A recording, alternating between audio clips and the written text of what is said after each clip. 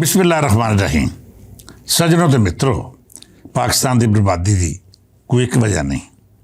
ਜਦੋਂ ਇਹ ਰਿਆਸਤ ਵਜੂਦ 'ਚ ਆਈ ਸੀ ਤੇ ਉਦੋਂ ਹੀ ਦੁਸ਼ਮਣਾਂ ਇਹਦੀ ਬੁਨਿਆਦ ਵਿੱਚ ਅਜਿਹਾ ਫਸਾਦ ਸ਼ਾਮਲ ਕਰ ਦਿੱਤਾ ਸੀ ਜਿਹਨੇ ਇਸ ਮੁਲਕ ਨੂੰ ਕਦੇ ਵੀ ਆਪਣੇ ਪੈਰਾਂ ਉੱਤੇ ਖਲੋਣ ਨਹੀਂ ਦਿੱਤਾ।